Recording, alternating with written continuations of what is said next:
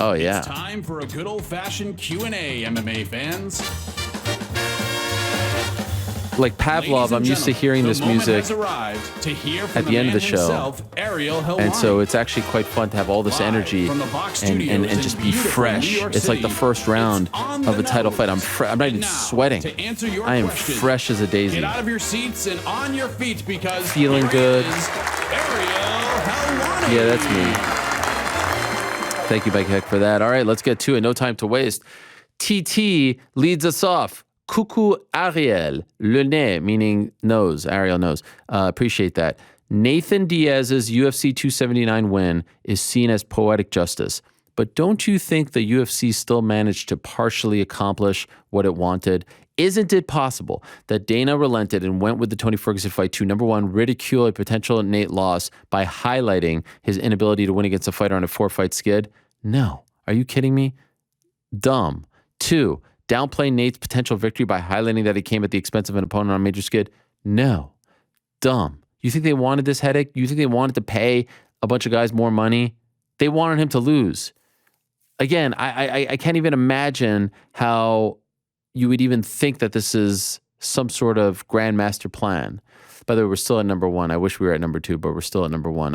He wrote 1 and 2. Anyway, this wasn't the Khamzat bullfight we were going to witness, but Dana, like it or not, still managed to secure a piece of the narrative he wanted. How? Nate won. They lost. They wanted him to lose. They wanted him to fight someone who was going to beat him. But Dana's still safe face. Disagree. In fact, he's still not crapping on Khamzat. He's still saying he came out. If Khamzat was like Bill Algeo, either he'd be, released or, if he was someone higher up. I don't know why I said Bill, he's fighting this weekend, but, someone like a Kelvin Gastelum back in the day, oh, he's got to make weight. He's got to move up. Even a Paulo Costa. This is not what they wanted. I get it that on the internet, we want to think of conspiracy theories. We want to be cynical. We want to be all that stuff. They did not want this. They didn't want the headache. They didn't want to pay more. They didn't want Nate to win. They did not want any of this. And now we're going to see if he's leaving on good terms or bad terms. Because if he was leaving on good terms, his future plans couldn't be clearer. He wants to move on. He wants to box. If they are going to try to screw him, they could not waive the 3-month exclusive period. They cannot waive the 1 year to match. They could really, Jake alluded to this as well. I'm sure he has some information here. They could let this drag a really long time if they want. If they want to be good, partners, if you will, and say, thank you for your time and we're going to waive everything, they could do that. And that was the impression that Dana was giving off on Saturday. But behind the scenes, they don't have to do that legally. And so we'll see what kind of terms they're on and if the door will be left open. If they drag their feet and they try to screw him, I'm assuming the door will be closed forever. But again, for the 1 millionth time, this wasn't a work. This wasn't some grand plan to sell tickets. It wasn't any of that. In fact, I think they were prepared to take the L. I think they were okay with this fight being the only major fight on the pay-per-view. The tickets were so poor that they had to add to it. It worked. And I think it was going to work come Thursday, Friday. And I think the press conference shenanigans helped as well. And they were fine and happy and willing to go in there with Nate versus Khamzat. You know what happened next. Someone brought up at the post-fight yesterday, Pat Miletich conspiracy. And I think he did put out some sort of conspiracy.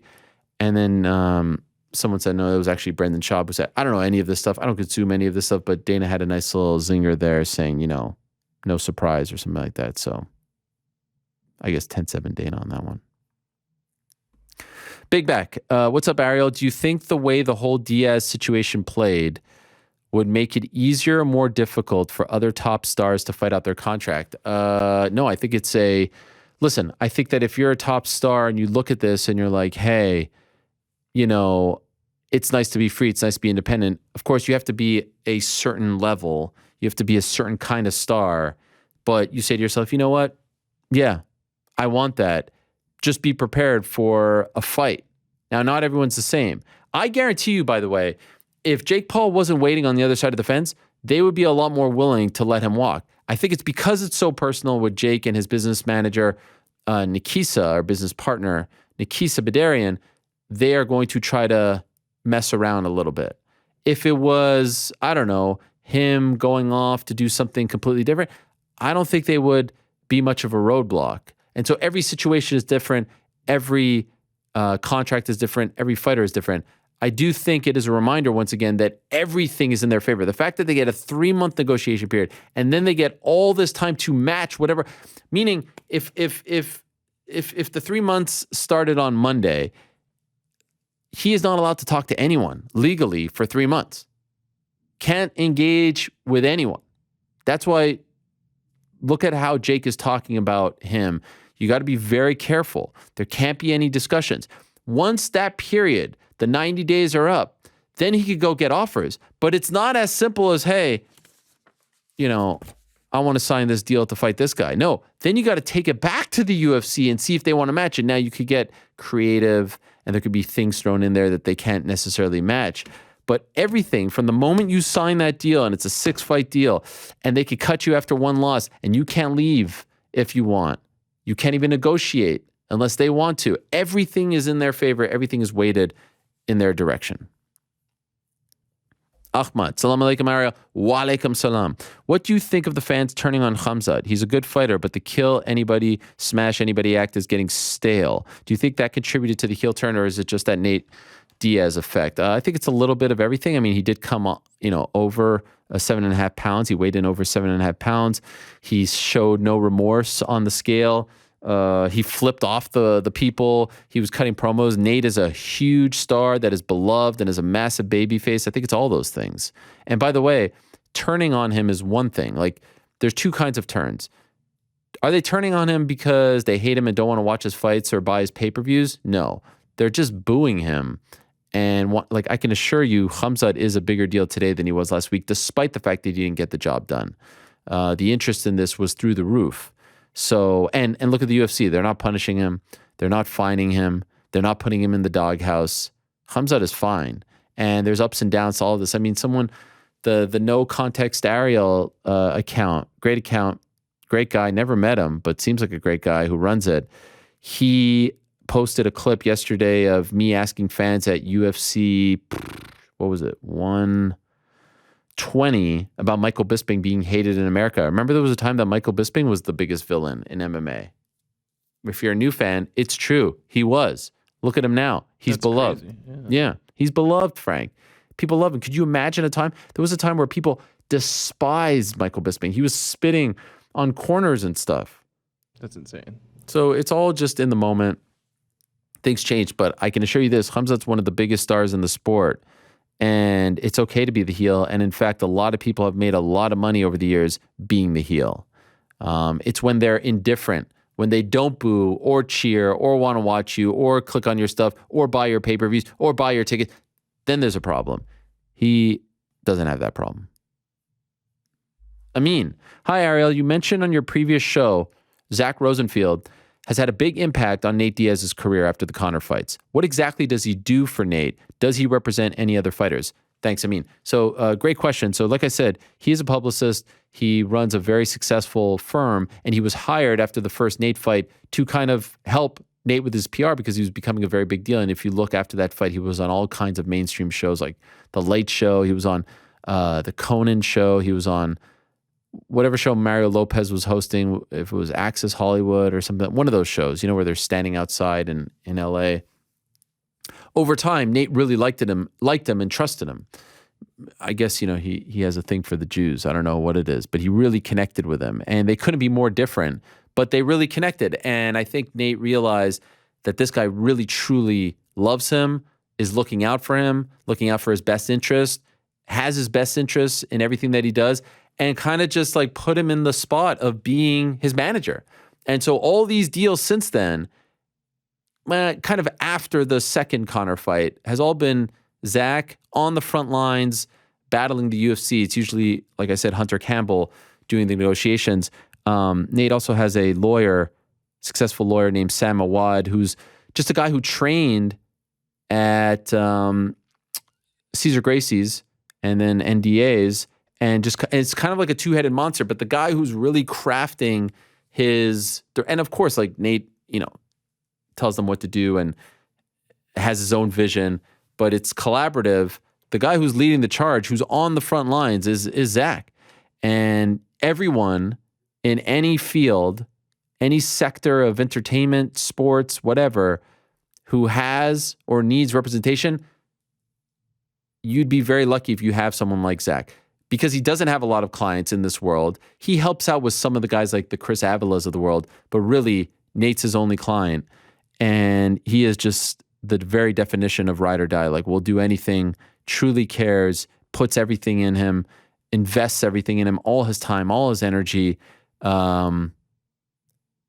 really, truly behind his guy. And look, the proof is in the pudding. Look at the moves they've made. Look at the money he's made. Look at the decisions they've made. And so, in short, manager, I think, is the best. He doesn't like that word. He likes representative. But he's doing managerial / agent things, which is incredibly impressive considering the fact that that's not his day-to-day job. That's not what he does for a living. A publicist wouldn't do something like that. He never comes on, won't ever come on. I doubt it. I asked him, wants to be in the shadows, but he was in the cage.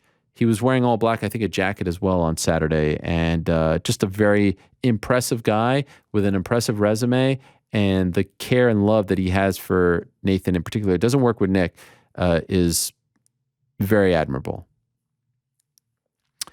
Just, hey, Ariel, what do you think is next for Tony Ferguson? With 5 losses in a row, I fear that he may be on his way out very soon. He ain't. I mean, unless they cut him, but he just got a new deal, and there's probably a little more juice left in that, in that fruit, so to speak. I thought he looked great in the first round with Chandler before the knockout, so I expected a great performance against Diaz, but now I'm wondering what kind of fights the UFC will set him up with, if any. Thank you. You are awesome. Thank you. I wouldn't mind seeing him stay at 170, at least for now. I know Diaz is, not the biggest 170-pounder. I was happy that he didn't take a ton of damage in this fight.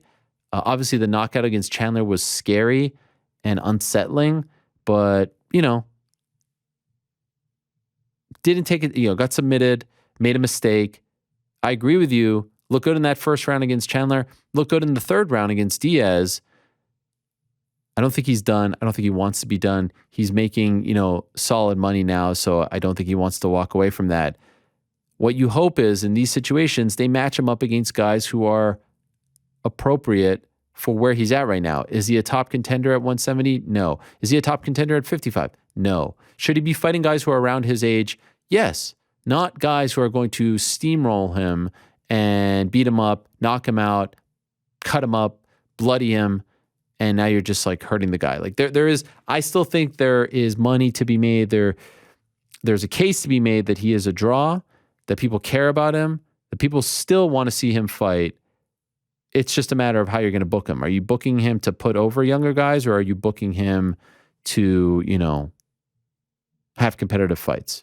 You hope it's the latter, remains to be seen. But I'm also very intrigued by him now training in proper camps. He did a little Jackson Wink. He's talked about going to, I believe, Black House. Like I want to see him with a proper head coach, surrounded by proper professionals, and see if that kind of structure would help him. By all accounts, he was in great spirits, and you saw that. He wasn't as fired up. He wasn't as upset all week, so I think that's good as well. Daniel, hey, Ariel, big fan. Writing to you from Bismarck, North Dakota. I believe the biggest fight to make in not only the UFC, but in all of combat sports is a fight between Khamzat Chimaev and Israel Adesanya. I think it is bigger than the return of one Conor McGregor. Maybe not, but you get the point. Yeah, it's not, but fine. Just wanted to know, what do you think the path to get that fight is? Obviously, Izzy has to get through Alex Pereira on November 12th, but do you think Khamzat has to get through Apollo Costa in December, January, or can they jump straight to the fight? I mean, they could do whatever they want. There's no meritocracy. There are no rules. Sounds like from our conversation with Andreas Michael on Monday, he wants him to stick around at 70. I genuinely believe that this pay-per-view does 1 to 1.5 million buys. I disagree, especially if Izzy KOs Poatan at MSG. Okay, maybe then. Thank you. Listen, it's a big fight. I think you're overrating it a little bit. It's a massive fight. It's a big fight, but, I think Jones versus Izzy is just as big. I think Conor returning is just as big. I think Nate versus Jake Paul is just as big. So, and I think Khamzat wants to stick around at 70, it seems. So it's a big fight. Don't get me wrong. And if he does get by Poatan, there aren't a lot of guys left there. And I think it's easy to sell. And I think they would cut the line with Khamzat if need be. There's no rules. But 1.5, I mean, that's a big number. Big money. Ariel, how about that Bills game last week? I mean, you're telling me, looked like a 10-7 performance to me with many more to come. Amen, brother. On the road, Super Bowl champs, getting their banner, all the hoopla, the Rock in attendance. Dicey first half, 10-10 going into the half, couple of turnovers, and then they freaking laid the smackdown in the second. I mean, it was beautiful. As a born and raised Buffalonian and a Bills fan, I couldn't be prouder of Josh and the boys. Looking forward to Monday night, as am I. Monday Night Football, 7:15, I believe it is. My question is, let's go Bills. My question is about the another consecutive sellout and record gate Dana quote. Is he talking about the entire arena, nosebleed, boxes, etc., or most of the venue minus a few sections that are strategically left out of the broadcast? Although I'm sure they will always do very well with sales, I find it hard to believe that they can consistently outsell NBA concerts, especially during events like hometown playoff games. Someone needs to get to the bottom of this. I don't think one has anything to do with the other. They're talking about available tickets. And I mean, by the way, a one-off UFC pay-per-view is going to draw more gate-wise than an NBA playoff game. Concert's a little bit different. They're just saying, I think it's 25, 26 the number. We've done this for X amount in a row, and now they're really into this number. Our good friend Jedi Goodman is on top of it, and he says San Diego wasn't a sellout. And late last week, it didn't look like they were anywhere near a sellout. Honestly, can I just say something? Who gives a shit? Like, really? Why should we care about this? Like, why? Well, you know, I'll be the first to admit that I'm a bit of a stickler at times. Lies here and there. Like, who cares? Does it really matter? At the end of the day, does it really freaking matter? I guess it's annoying. It's sort of like, why do you lie that no one got a raise? I get it. But in this case, like, I couldn't even care one iota. Who cares? I don't know. Maybe there's some people out there who care. I don't really care. Patrick McCrate, favorite segment of the week, 2 quick questions. Ariel, all the talk has been about Khamzat's next opponent, but I haven't heard anyone mention Sean Brady as a potential one. Not a bad one. If he could get past Bilal, what are your thoughts on Brady versus Khamzat to really see who's got next? Don't hate it. Doubt it happens.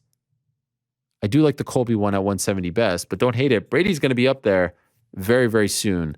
Big win over Bilal, if it happens in October, puts him in that orbit, if you will. So don't hate it at all.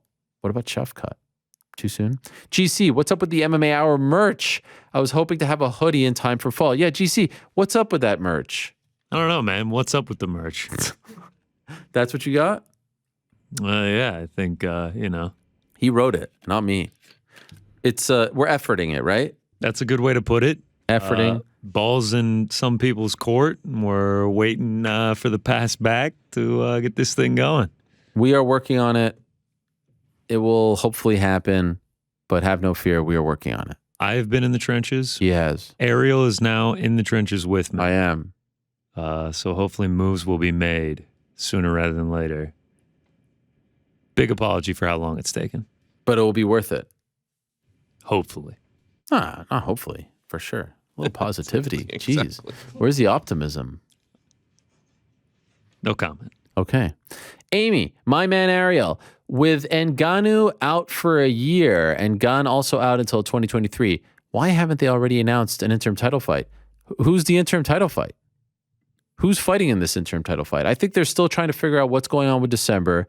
I don't think John Jones is a lock on that card anymore. I think they're trying to figure out what's going on with, you know, Ngannou. Is he going to sign? Is he going to resign? I'll tell you what, one story that has flown under the radar this past week is that, you know, I think I mentioned on last week's show that Markel Martin, who is Ngannou's agent, you know, was working for CA for a long time, is now gone to this Web3. I know nothing about this stuff. Do you guys know what Web3 is? No. Okay. Anyway, based on what I'm told, the CAA Combat Sports Division is no more. Now, full disclosure, I used to be with CAA.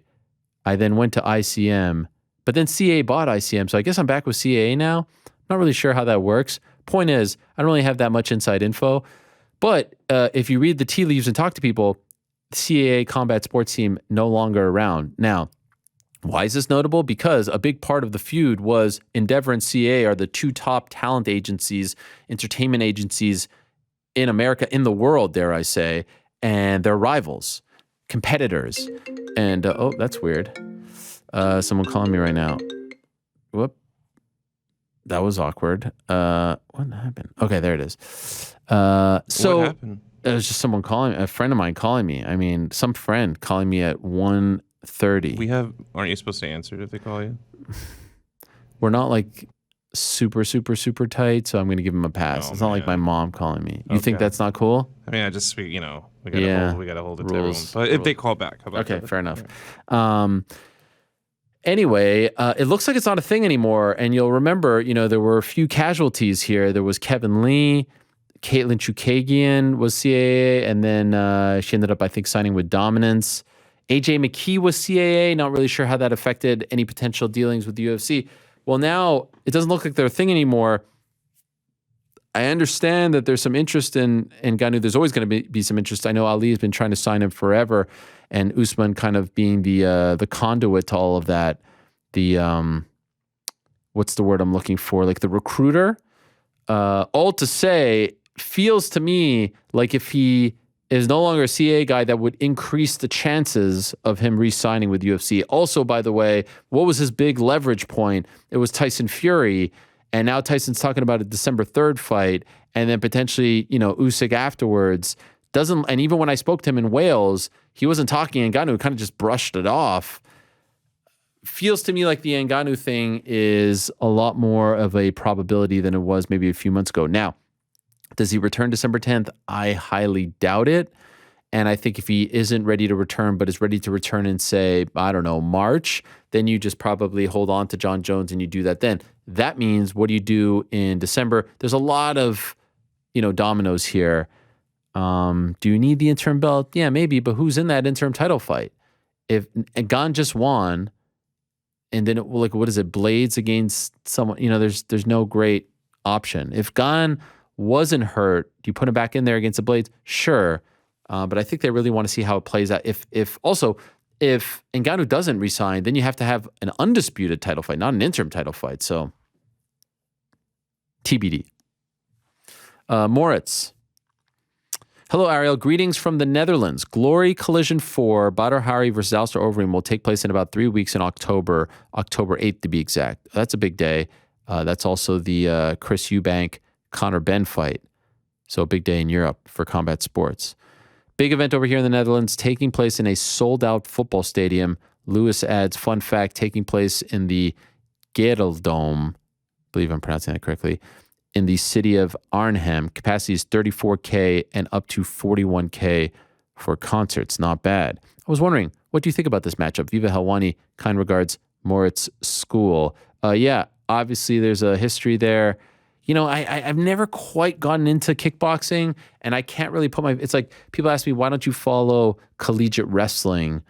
I don't know.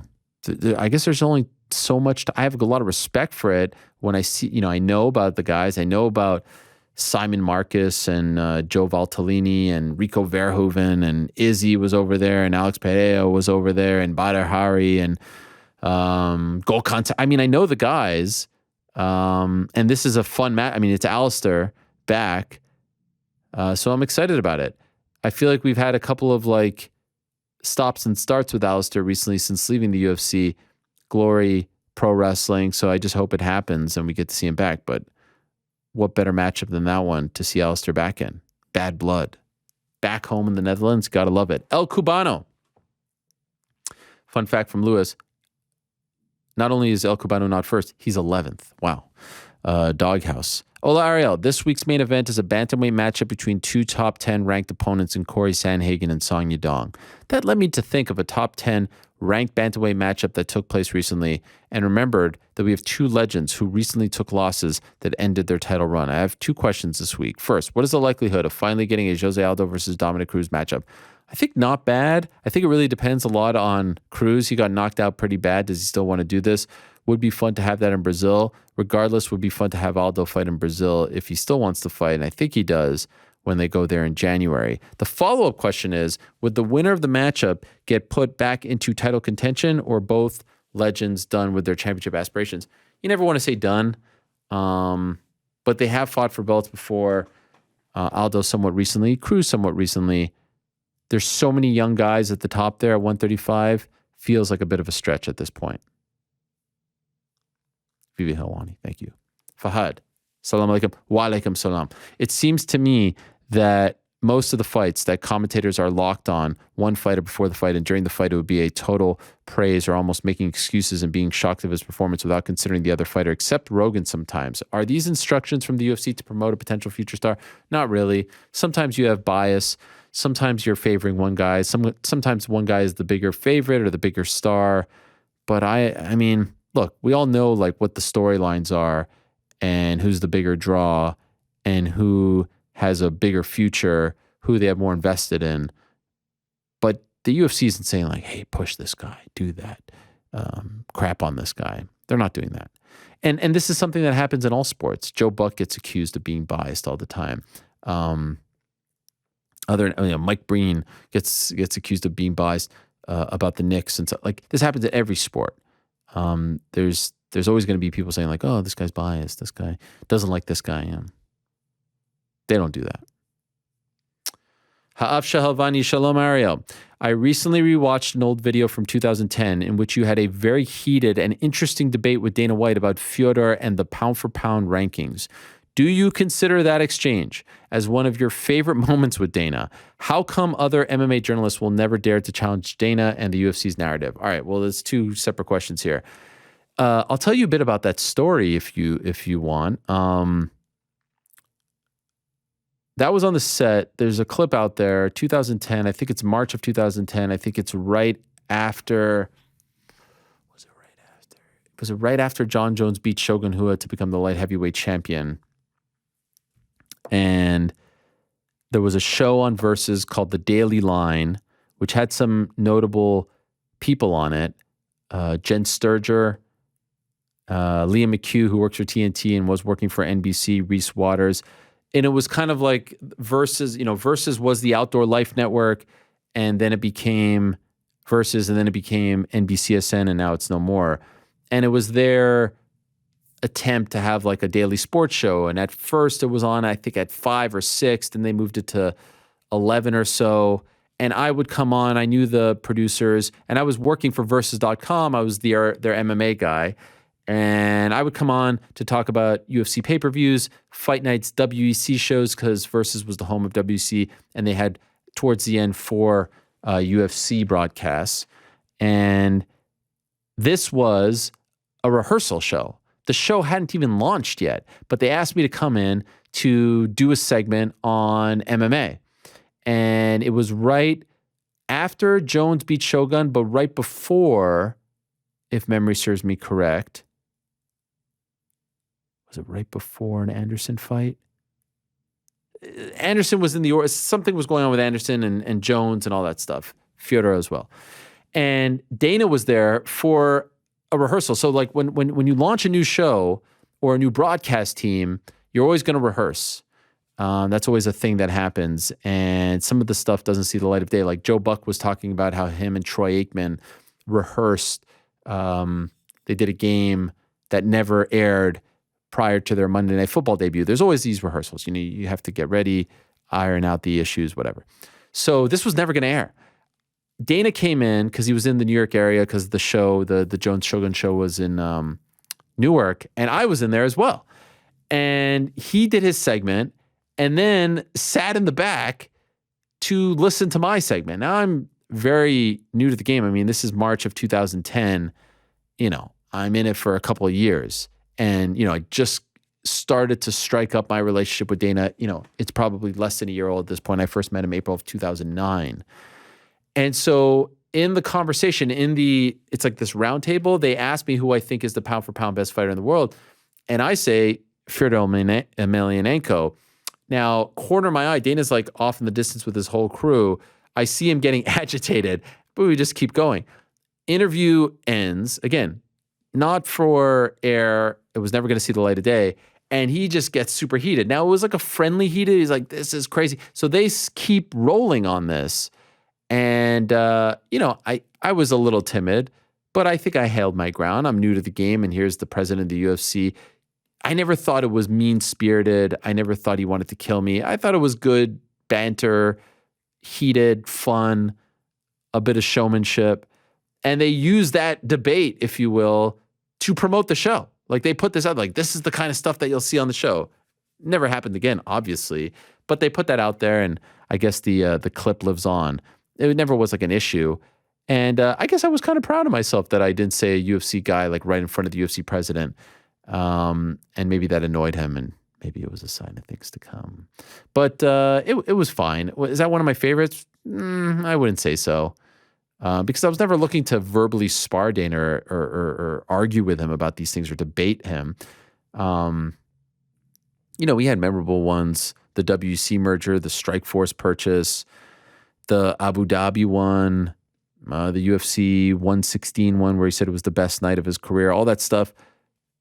That one was just something, and, I probably didn't have the panache to really puff my chest out, but I did really truly believe I wasn't just being an a-hole. Like, I really did believe Fyodor was number one. Over time, that changes. And, it's still out there. So I guess if you type in Dana White, Ariel Helwani debate, you'll see it. I think I held my own. I was pretty young, 2010. How old was I? 28? So, 27, turning 28. Yes, Frank. I was going to break the fourth wall before we moved on. Sure. The name of the person who asked this question, can you say it one more time?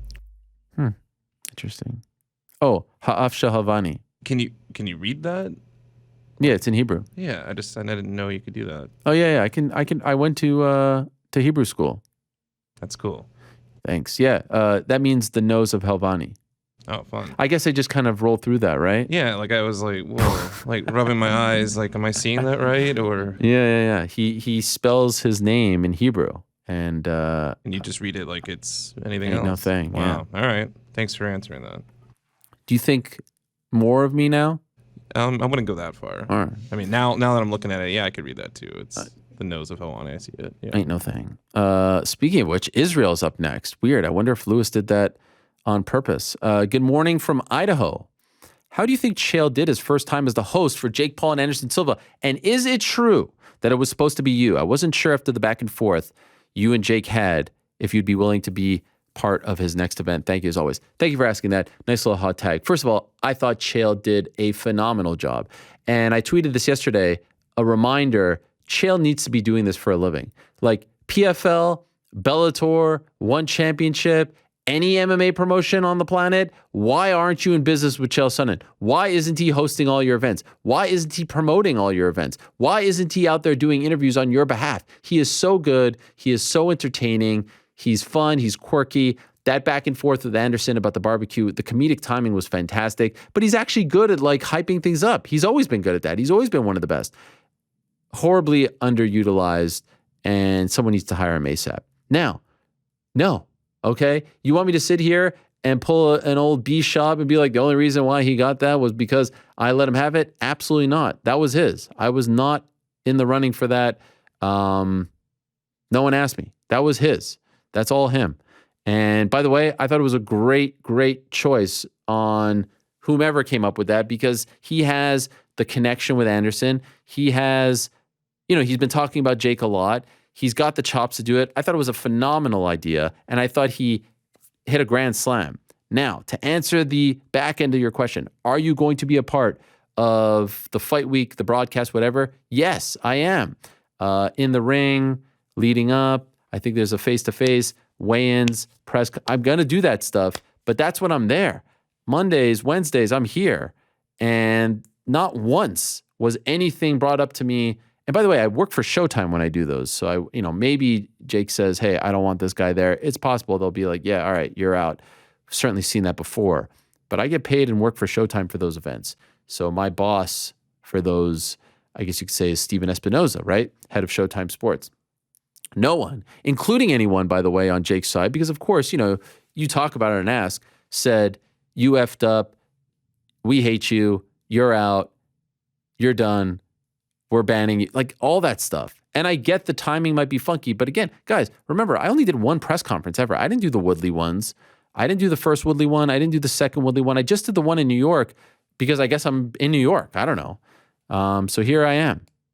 No controversy, and I'm being honest. And honestly, I think Chael should do all of them. He's great. He's so good at that. And I thought he really brought a fun layer to it all. And by the way, Chael, I consider Chael one of my closest friends in this business. I would do anything for that guy. He has done a ton for me. He has stood by my side. We've talked about this. I don't want to get into it again because I'll get emotional and start crying again. But you have never met a more loyal friend. If you are a friend of Chael Sonnen's, just for the record, you will never meet a more loyal friend. Does he have his warts? Does he have his, skeletons in the closet? Sure. But that guy is as salt of the earth as possible. Like he is, if you are so lucky to be his friend, you are so rich in this thing we call life because he is so loyal. He is incredibly selfless. He's one of those guys that you hear people talk about, like, oh, he'd give you the shirt off his back. He would be that guy to you if you're his good friend. And I've seen him do it to me and so many others. So yeah, I love that guy and I will always love that guy and I will always support him and I'll always have his back. And I root for him. I saw him doing that and I was like, A, brilliant. B, he did a fantastic job. And I'm not just saying that. So no, I know you guys want me to be in the doghouse, but I'm not. I'll be there. End of October. My family's coming too. That's a fun new wrinkle. First time ever work trip, bringing the whole family. Wife, boys, daughter. Why? October 28th is Claire's birthday.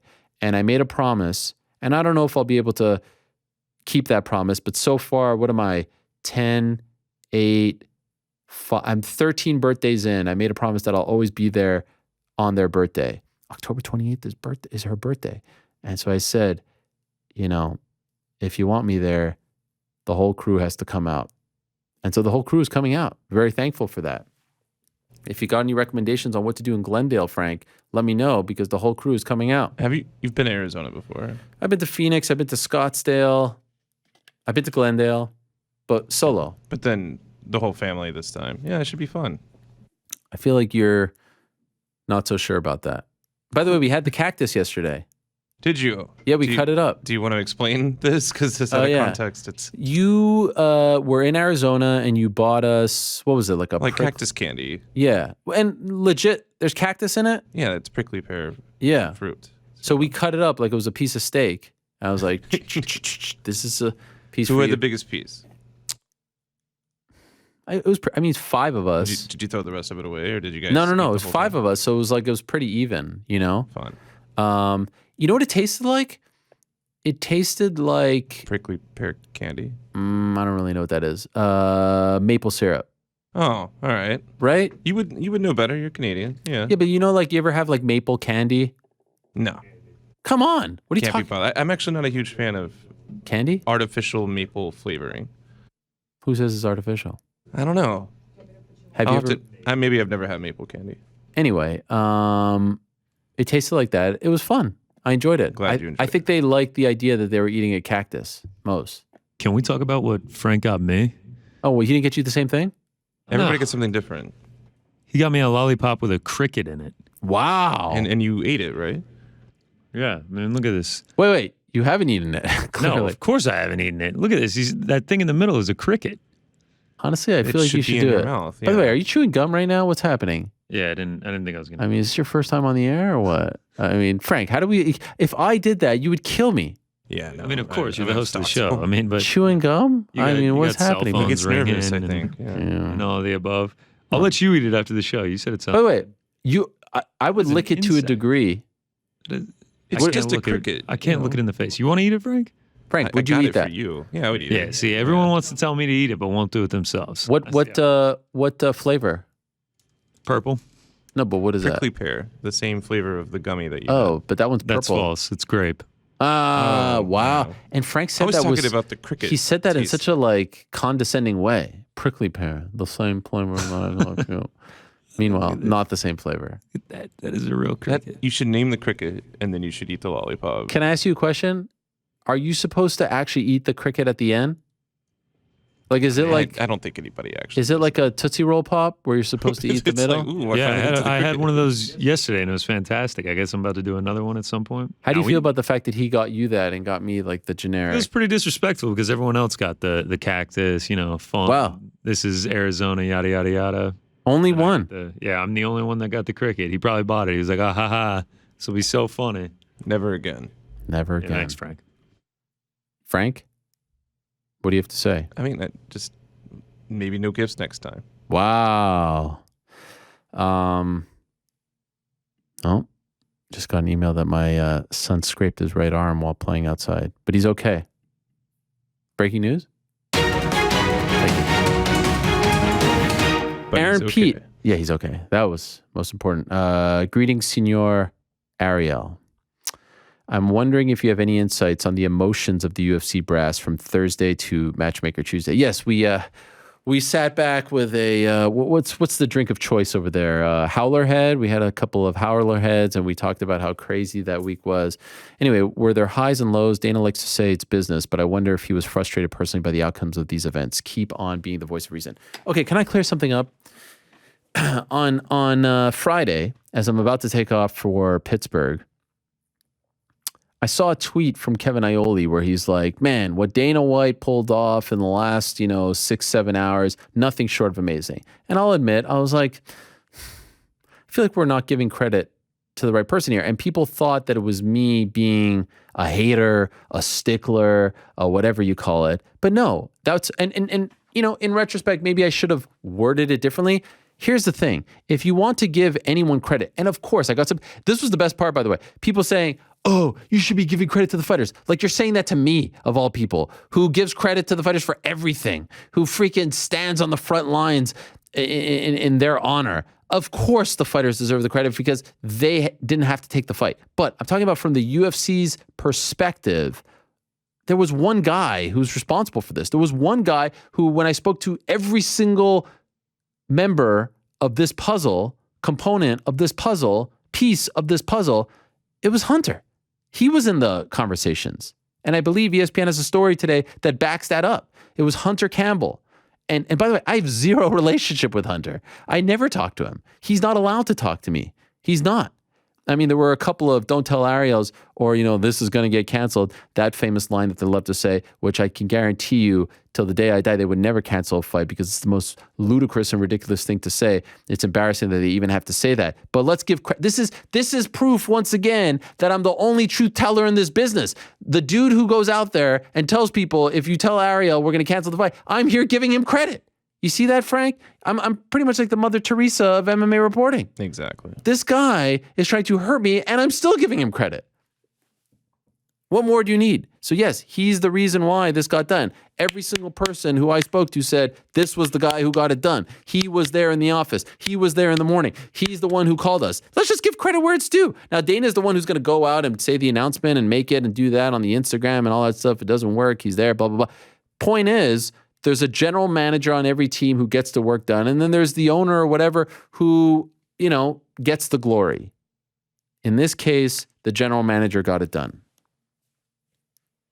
And that's that. And by all accounts, it was pretty good. Now, there were a couple of, we don't want to pay. This is a good opportunity. You'll be, in the doghouse, standard fare. But most people, from what I hear, enjoy dealing with him. He's a lot more... He's kind of the yin to Dana's yang, right? The yin to Dana's yang, I believe it is. There's no G on the yin, right, Frank? That's correct. Yin to Dana's yang. He is sort of the good cop to Dana's bad cop. Lorenzo was the good cop, Dana was the bad cop. He plays that role, but he is in the trenches. He's the one making all these deals, and every single one of them will tell you that's the case. So that's all. That's just me telling you the truth, guys. If you don't like it, I'm sorry, but, I'm giving you the cold, hard facts. Abe, hello, Ariel. A bit of fantasy matchmaking today. If Izzy retains and Darren Till beats Dricus Duplessis in December, I hope he gets on the mic and calls out Izzy for the big stadium card in the UK. That's the fight to make. Is it? I mean, it's a big jump, but all right, sure. Also, big jump that he even beats Dricus or makes it to the fight. Plenty of ifs, but Izzy likes fresh opponents. UFC would be interested in it as it beefs up the Edwards card with Till star power. It only takes 1 or 2 wins to put him in title contention. Not sure where Khamzat fits into all of this, 170. Maybe he avenges for Till if he loses to Izzy.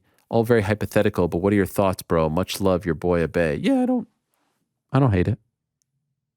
But I feel like a lot has to happen between now and then, right? Izzy has to win. He has to beat Dricus. The fight with Dricus has to happen. Nick Hammer, do you have any updates to when Rose will return? Not yet. I haven't heard anything yet. But I'll look into that. Kind of left them alone after the last chat, but I'll look into it. James. All right, Ariel.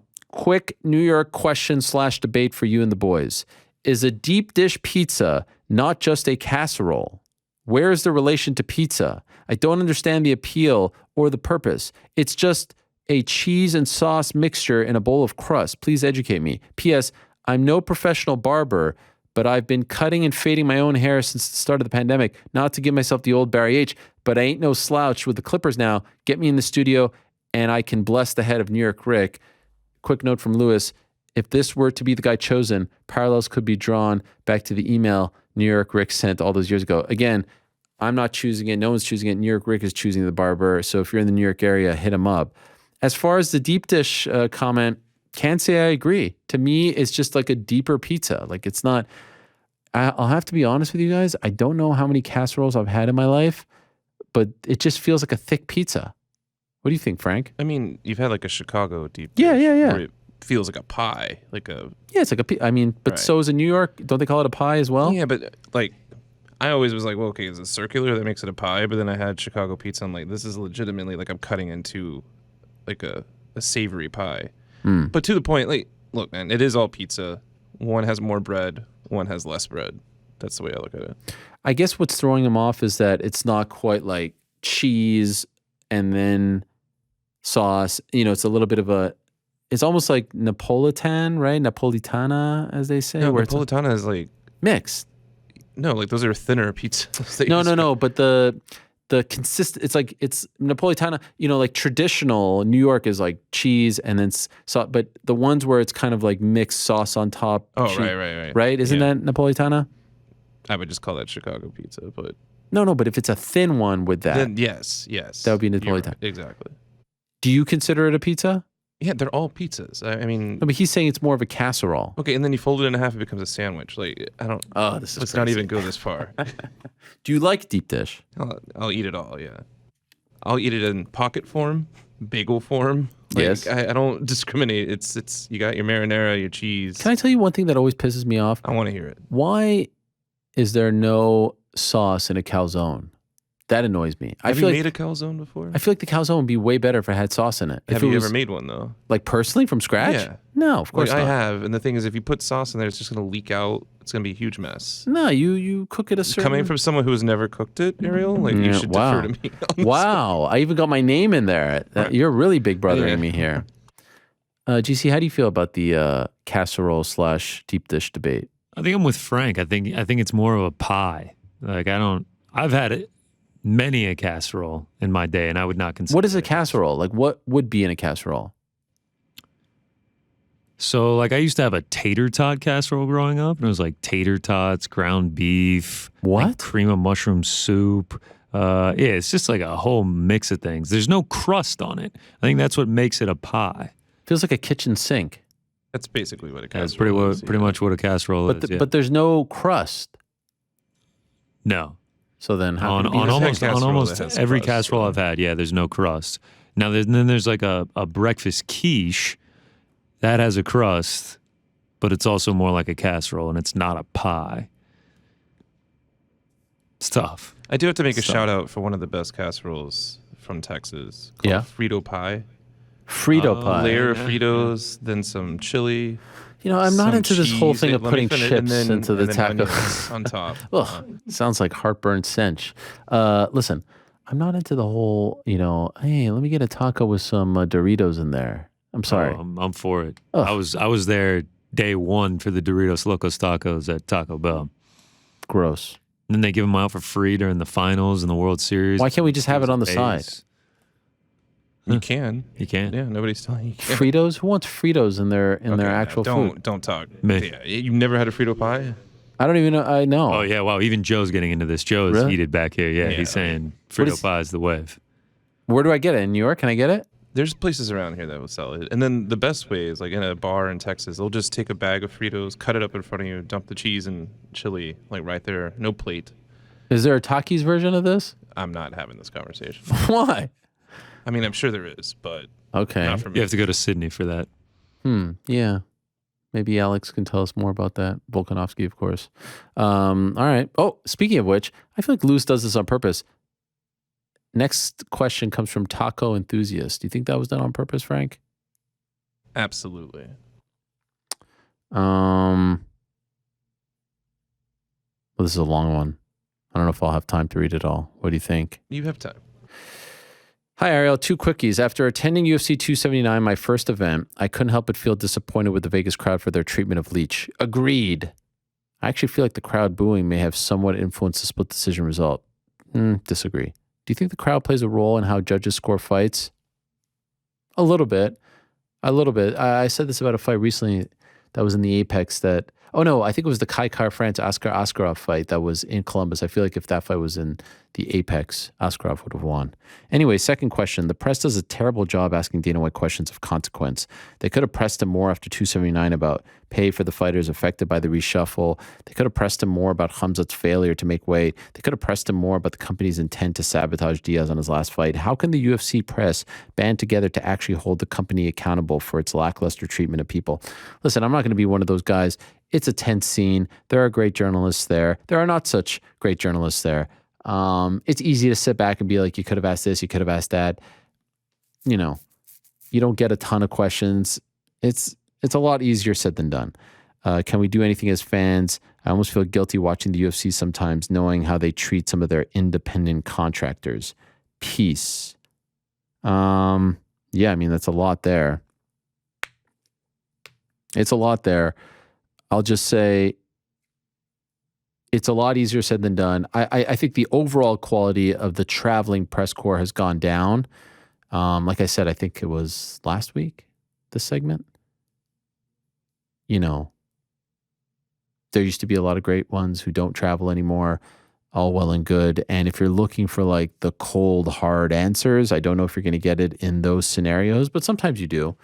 And there were a lot of layers to that 279 story, and I think it might have been hard to get them all in a press conference format. I think that's a story that would be easier to get, all the answers to in an interview format, if you will. So, listen, I'm all about positivity when it comes to media. It's not an easy job, and if there are ones there that are doing it in a, heartfelt, hardworking way, I think it's better to empower them as opposed to criticize them. Now, this is number 20. Hello. Ariel, listening to your 6+ hours of live coverage on Friday was radio gold. It reminded me of Howard on 9/11. I mean, let's not get crazy. That is quite the stretch. Hearing the live moment-to-moment reaction from all of you, plus the callers, it felt like we were in the room with you. Any chance we get a Nate interview anytime soon? Any word on a fight for Nick? Nothing at the moment for Nick. Nate interview, those are few and far between.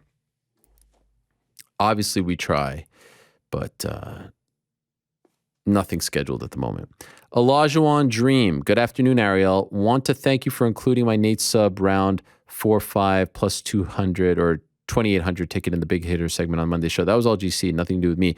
I do have a question, though. This is for you, GC, or anyone in the studio. Do you ever get overwhelmed with all of the engagement you get on social media? Personally, if someone tweets at me, I feel bad if I don't respond since they took out time from their day to reach out. I feel like it's the least I could do, but sometimes when you're getting a ton of engagement, it's just not possible. But I don't want to feel like I'm playing favorite, so I still reply to everyone. Wow, Olajuwon Dream is that popular where he's having to worry about these things. How did or do you find the balance in all of this? Much love. I will say early on in my career, I did feel the same. Like I had to reply to everyone. Now it's impossible. Also, I have this filter thing on. I try to not look at the comments too much just because that's going to mess you up. You have the verify tab. You look at the other tab. You'll get stuff from people who you follow. I don't know. Do you get overwhelmed, GC? My Instagram DMs are open. That can get pretty overwhelming. Oh, yeah. Yeah, you just have to, I don't know. You just have to kind of figure it out and not try to respond to everyone. It could be too much. Hi, Ariel. My name is Iran, and I'm from Tel Aviv, Israel. Shalom, Chaver. I listened to your show and follow your career since 2010 and can say without hesitation that Independent Helwani is the best version of you that I have ever seen. Wow. Fun facts. I called my daughter Ariel. Do you think he did that for me? That's why you brought it up. We met, talked, and took photos at UFC 205 and 229. Wow. I worked as a sports journalist and covered the UFC. This leads me to my question. I'm in love with the sport, but in my opinion, so much stuff must change. So much stuff must change. I listen to every Dana White scrum and cannot stop laughing every time. I have no idea if the journalists over there believe him or if they're actually dumb. Wow, a lot of hatred towards the traveling media. What goes through your mind when they ask these mediocre questions and don't answer back when he's defiantly lying? I don't know. I'd like to think they just don't have all the information. And again, I will say it's a lot easier said than done. It's a lot easier to sit back and be like, they should say that, they should say this, they should say that. I know I'm super in the weeds. And sometimes, you have to recognize that it's an interview or a press conference or a scrum and not a debate session. So there's all these things that come into play. Again, I will say one more time, I definitely think as a whole, there's less quality out there on the road, but certainly on the whole, covering the sport, there's a ton of great journalists and a ton of people who I think are comfortable reporting facts, telling the truth, telling it like it is, pushing back. Whatever you want out of your journalists, you can find it somewhere. And so I think there's enough of it out there. If you don't feel like you're getting it in those moments, I think you could get it in other places, and I wouldn't, get too hung up on it. Dan, Ariel, predict who will take part in the next title fight in the following divisions. Women's bantamweight.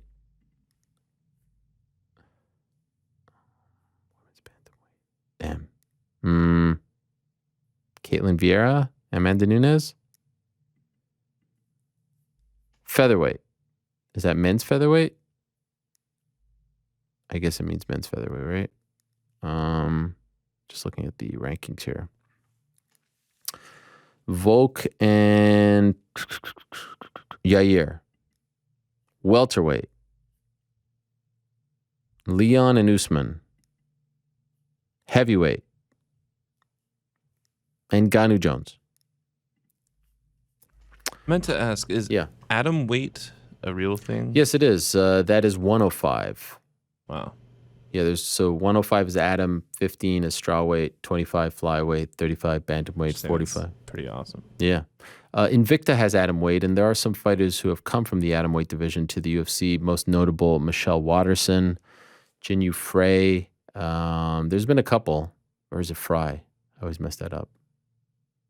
Anyway, Hut, love the show. Shout out to Mysterious Frank, Connor, everyone else that makes this thing happen. At what point, if any, does Dana White become a liability for the UFC? Golly. By the way, I just want to say, I don't pick any of these questions, all right? This is all Lewis. So if you feel like I have some... Just blame Lewis. I mean, golly. There's a lot of hatred here. By the way, did you guys see... I just saw briefly... should we talk about it or not? Yeah, bring it up. Do you know what I'm about to say? No. You have no idea? Not a clue. GC, you know what I'm about to say? No, I actually don't. No clue. I'm racking my brain right now. No. Kind of scaring me. Back and forth, Dana and Schaub. Did this happen today? Yeah. Did you see? You saw the comment last night. And then the Instagram post. Yes. Schaub. Yes, it's lengthy. By the way, Schaub came out pretty hot there. Who won that round? I said that's 10-7 Dana before even seeing the reply, but that was quite the reply. By the way, could you just note, I never got a reply like that. What do you guys think that is? Oh. Not big enough. Too sensitive. Oh, wow. That's not what I thought you were. Where's the loyalty here? I was making a quote from before. He, cometh the king. Quite the reply. What do you guys think? Who's winning? This is fun. We haven't seen them feud in quite a while. I mean, there's some good lines in here. You put on a pair of designer jeans and some hip sneakers. What's up with those tucked in shirts these days? You see he's wearing a lot of tucked in shirts? Yeah, I feel like he gets bigger every time I see him. But the shirts look like they're tailored almost. I would hope they're tailored with the amount of money that he Do makes. people tailor t-shirts? Yes. Oh, you're saying... They definitely do. I'm talking about the t-shirts. Yeah. People tailor t-shirts? Yes. You have too much money for tailoring your t-shirts. I mean, a lot of actors what do Dana that. White has. Yeah. So you guys aren't weighing in on this? You're just going to leave me... I need to... Who won? Is that what you're asking? Yeah, who's winning right now? I don't know. If that was a round, right? So Dana has the quick little, it was actually Brandon Schaub, not surprised, whatever. And then he comes back with this long post. That's the round. That's round one. I would say Dana won the round because his was like a nice zinger, short, right off the cuff. Schaub weighed in with this incredibly long Instagram post. I kind of wish Schaub went on his show. I thought Schaub only responds on his show. Yeah, I thought he doesn't do social media.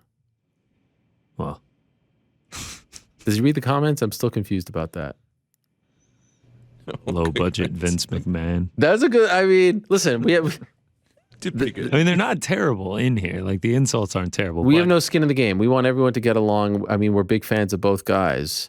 We're just viewers, but I we're think just viewers. from a viewer's perspective, I give it to Dana. Quick, off the top, zinger. It was funny. What do you think would happen if Dana responded with, could you walk me to my truck? Like, imagine Dana then becomes the CEO. Imagine he starts like dropping zingers. And then reunited.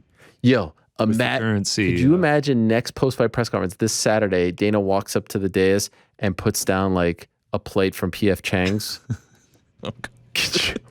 and just starts eating orange chicken? That would be awesome. Golly. What if the F at Friday this week is orange chicken from P.F. Chang's? You know, I've never seen an F at Friday before. I've heard about it. What? I'm blocked. I guess that makes sense. Yeah, I guess that makes sense. They're great way to see kick off the sometimes- weekend. Is it like a thing? It's a thing for me. Every Friday? He does it every Friday. Yeah, I see it. I don't know if he just pumps out like 5 or 6 of them, changes outfits, they give him a new dish, and it's like, all right, we're good with the F Fridays for the month? next month, or if he really does it every week. Wow. That would be a question to ask him. No one's asking about F at Friday. You know, these journalists have to do a better job. They have to ask about F at Friday. It's been a while since Dana was in like a good old-fashioned feud. You think he responds to that or no? I don't think he responds. No. I think he couldn't care less. I doubt he's even going to read this right now. There's a part of me that Dana like thinks that Dana like seeks this. You know, he likes this. But then there's a part of me that's also like 2006 Dana responds. 2022 Dana goes like on his private yacht and couldn't care less. I wish he tagged Dana in it. He just hashtagged. Was it a comment? Where was the comment? He made a whole post. And what was the picture? Dana White blasts effing stupid UFC 279 conspiracy theory takes shot at Brendan Schaub. I mean, It's it was actually, such a benign shot too. It was just a joke singer. I didn't really think it warranted all It's that. a screenshot from MMA Fighting. Oh wow, really? Posted, yeah. I mean, I think that's an ode to you there. He wrote it in the comments? This long thing Brendan did? It's the caption for the post. He made a post and it's like a 3 or 4 paragraph caption. But was it in the comments? Jake Paul, top comment. God damn it, you got me there. Wait, Jake Paul's the comment on the post? He did commented on the post. What? This is an incredible love triangle. What did he write? 3 check marks. That's it? Yep. 1,200 likes. It says a lot. On the post or on the comment? Comment, 30,000 likes on the post. Wow. By the way, how do we feel about Jake saying at the presser yesterday that he was playing the MMA community like a fiddle? That was pretty funny. I thought he liked us. Yeah, well, I think he does. Yeah, I think so too. All right. You can like your fiddle and play it too. Can I put a poll on the YouTube chat or no? I think you've asked this several times. I don't know. And what's the answer? Let me see here. People, nature. No. Do you know, GC? Nah, it's above my pay grade. You don't know if we could put a poll? I want to ask the... Okay, fine. Forget the poll. This is a question for the YouTube chat. Who won that round? Dana or Bishop? Just put a name in there. I don't know how to put up the poll. They're telling me to put up a poll. I don't know how. Let me see. Press these buttons. Pop out chat, participants, toggle. No. They're saying you can put up the poll, but I guess we're on a bit of a delay, aren't we? Are you on the MMA fighting account? No. Oh, that's how you why. have to do it. Are you on the MMA fighting account? With this whole new computer thing, I got logged out. No one gave you So many the account?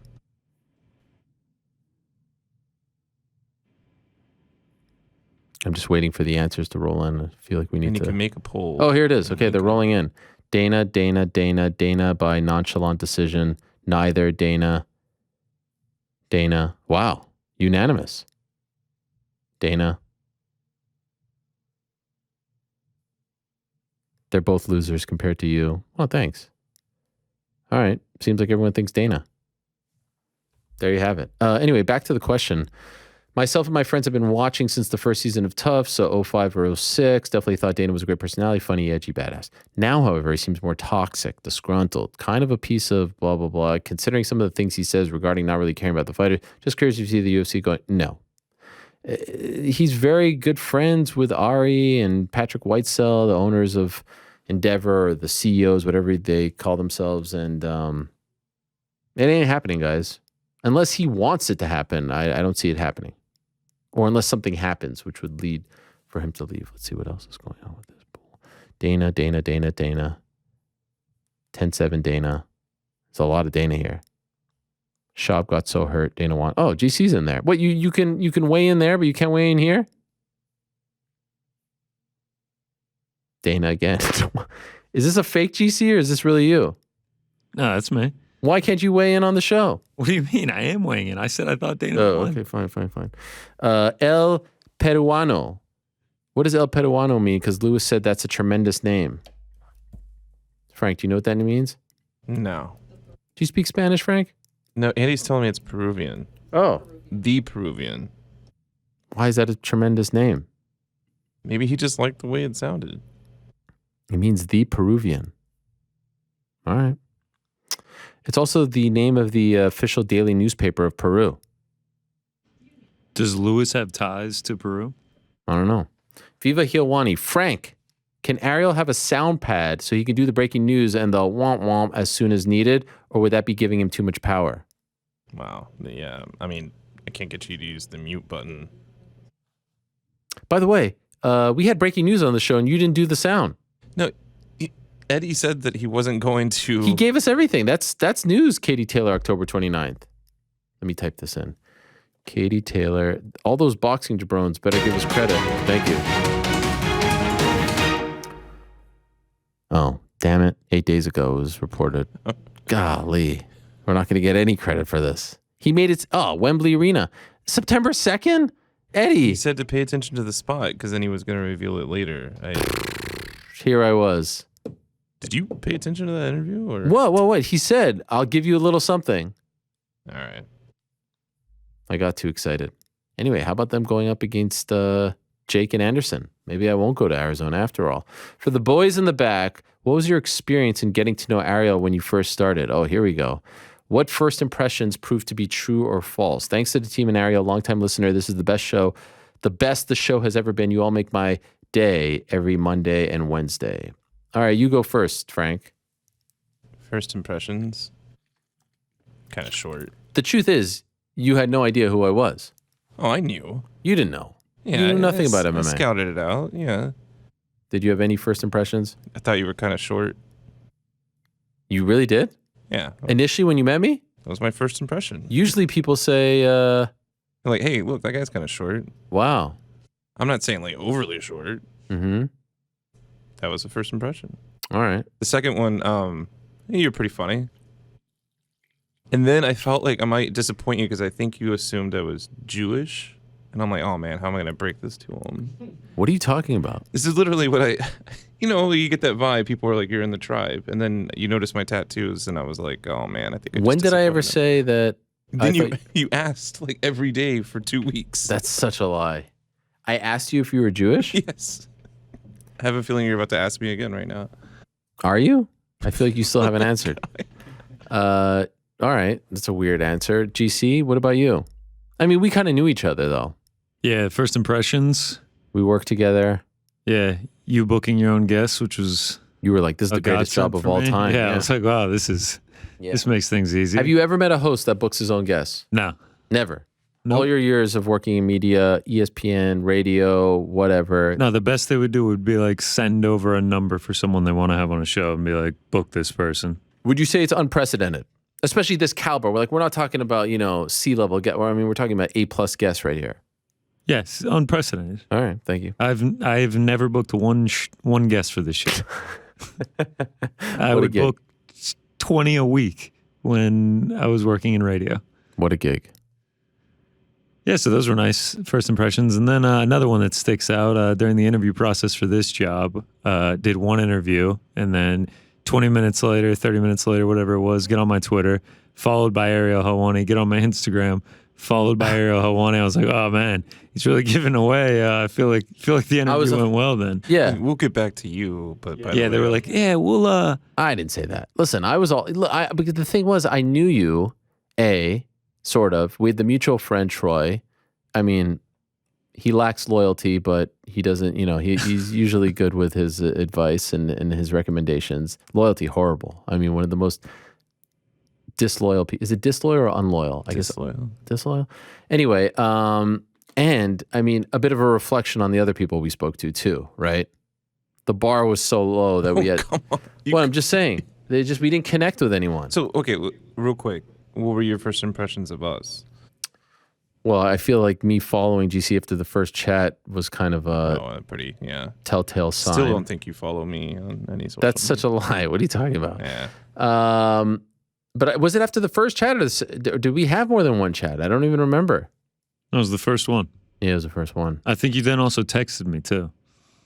Whoa. You're like, oh yeah, that went great, man. I was like, listen, You're supposed to play the cards. I like a what I little closer like. to the chest. You know what I did remember about the following? You didn't follow me, and I thought that was weird.